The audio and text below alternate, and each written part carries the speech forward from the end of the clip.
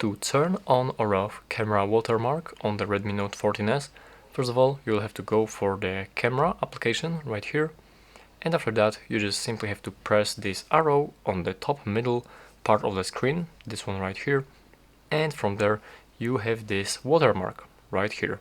And simply tap on this one and you can enable it by pressing regular or film.